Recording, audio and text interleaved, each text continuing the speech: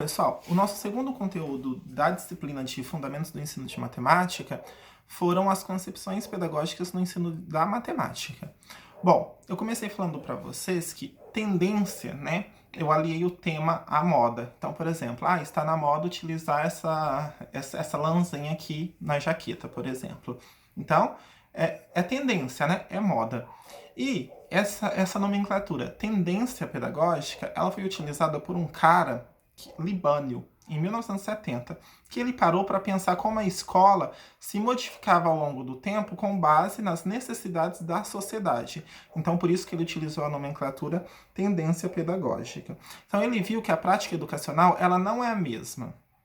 Ela é dividida por períodos que variam conforme as necessidades da própria sociedade, o contexto histórico, político e econômico da própria sociedade, tá?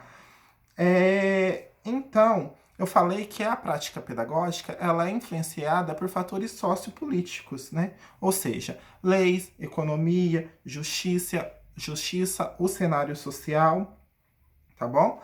E assim, a escola moderna ela requer um aprofundamento, né, uma proximidade muito grande com todos esses fatores, né? Então, de novo, com as leis, com o campo econômico, com a questão da justiça, com o cenário social. Por quê? Porque é isso quem fundamenta, na verdade, a existência da própria escola, tá bom? E esse cara, ele dividiu as tendências em duas classes. Bom, a primeira classe, ele chamou de tendências liberais, e na segunda classe, de tendências progressistas. Bom, mas por que tendências liberais? Tendências liberais porque é só a gente pensar na questão de manutenção daquilo, de manutenção da ordem, né? E tendências progressistas, vamos pensar em progresso, né? Mas não na questão de progresso econômico, mas sim na questão de progresso humano, que é na questão de formar seres mais críticos, seres mais conscientes. Então a gente tem dois grandes quadros aí, olha, que são as tendências liberais e as tendências progressistas. Bom, nós vamos começar falando sobre as tendências liberais, né? Então, quais são os três tipos de tendências liberais? Então, a gente tem as tradicionais, as renovadas, né, que são a renovada, que é a diretiva e não diretiva, e a gente tem a escola tecnicista. Bom, vamos começar falando sobre a tendência tradicional, tá bom? Então, como o próprio nome já diz, vamos pensar em tradição, em uma coisa que não muda, uma coisa que é muito rígida. Então, a gente tem aí um dos representantes dessa tendência é Comênio, tá? Que na verdade ele observava que a escola serve para preparar o indivíduo para as práticas sociais e para os valores liberais burgueses. Bom, o que é isso, né? Então é uma escola que deve passar a visão elitista e preparar quem deve trabalhar para o mercado de trabalho, tá? Então, essa escola, ela visa principalmente o quê? A adaptação do indivíduo à sociedade. Então, molda ele para ele atuar ali naquela sociedade. Só que não atuar de forma crítica, né? Então, é de uma forma acrítica. E depois, essa escola também, ela visa a escola como espaço de disciplinamento do aluno. O que é isso?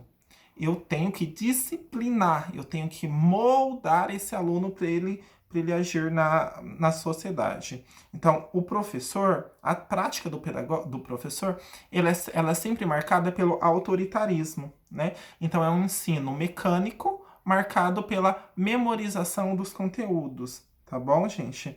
E a gente tem que lembrar aqui que a aplicação das provas também ela é de caráter coercitivo, diferentemente do que Lucchesi, por exemplo, em 2011, ele tem uma obra que ele fala sobre o processo de ensino-aprendizagem, que a concepção atual que a gente tem de provas é uma avaliação do processo de ensino-aprendizagem. Então, tanto do ensino quanto da aprendizagem, e não somente da aprendizagem do aluno, né? Então, as provas elas não devem ter caráter coercitivo, mas sim como um instrumento de ensino também, que possibilite ao professor medir ali, aferir o que o aluno aprendeu e retomar esse conteúdo, né? Então ela é utilizada como uma prática, como uma ferramenta pedagógica, diferentemente do que a gente tem aqui na tendência tradicional, que é de caráter coercitivo,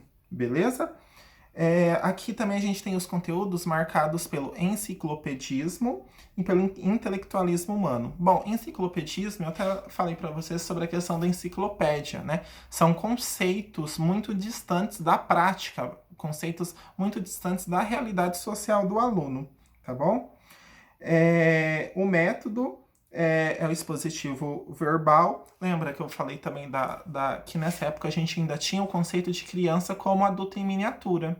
Então, assim, os mesmos métodos de ensino que eram aplicados ao adulto eram aplicados à criança. A mesma forma de expor os conteúdos, salvo aí a forma como falar, né, com a criança. Mas os conteúdos eram de uma mesa repassados da mesma forma, tá bom?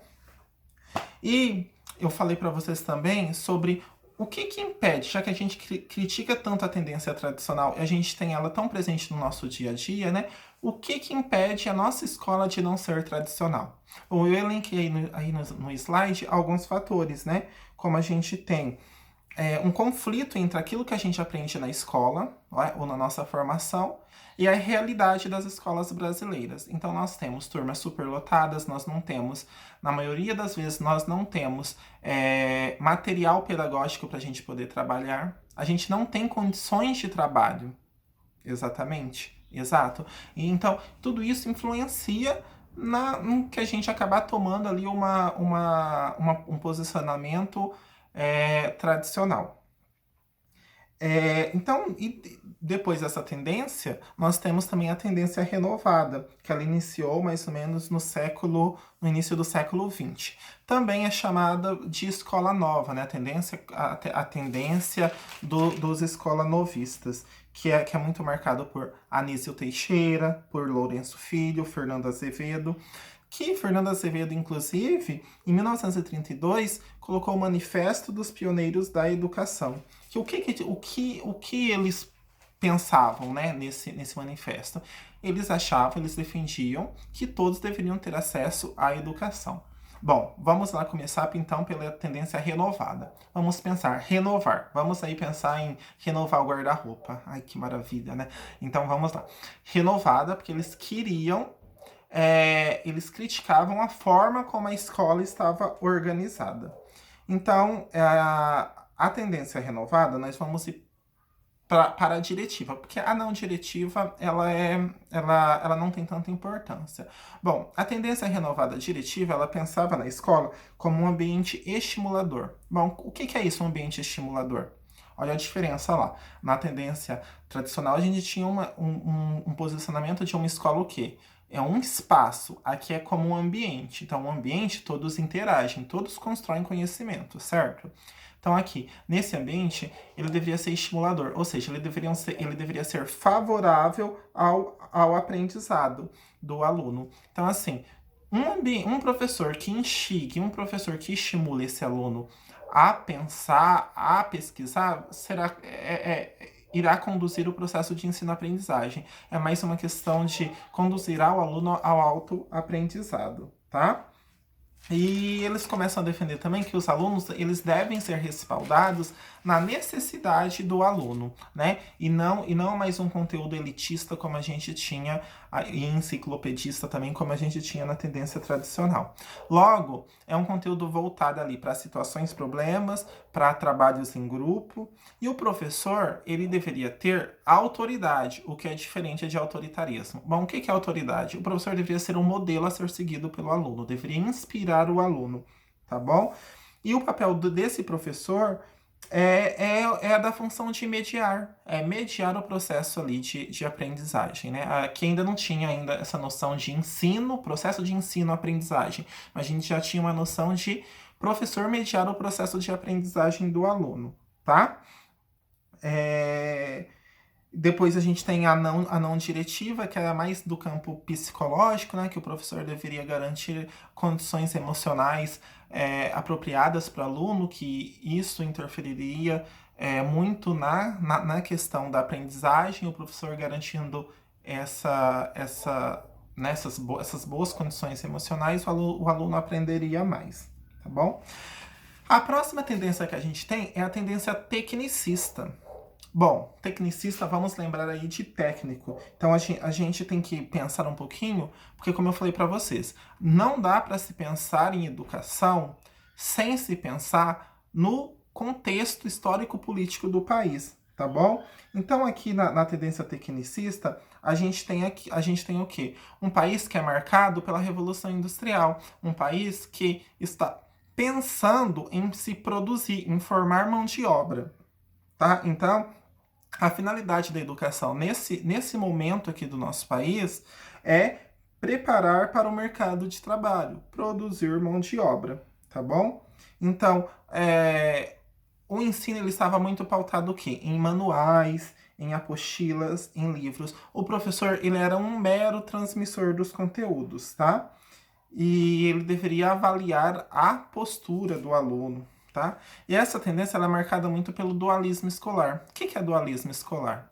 Ensino pensante para a classe, para a elite, e ensino técnico para a classe trabalhadora, tá bom? Então, esse ensino ele é marcado ali nas décadas, né, de 60 e 70, que é quando o país assume ali uma postura desenvolvimentista, na ditadura militar principalmente, né? Que o país ele passa a estimular sua força de trabalho. E daí o papel da escola é de formar mão de obra, é de formar pessoas que contribuam para o desenvolvimento, que contribuam economicamente para esse país, que alavanquem a economia do país, tá? Então, assim, Saviano e Florestan Fernandes, tudo criticam essa realidade de um país que forma para o mercado de trabalho e não classe pensante, tá bom? E, então, a gente fechou essa nossa primeira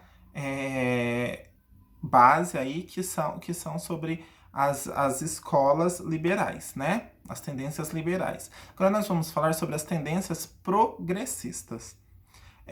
Mas eu acho que esse vídeo vai ficar muito grande, eu vou falar no próximo vídeo, tá bom?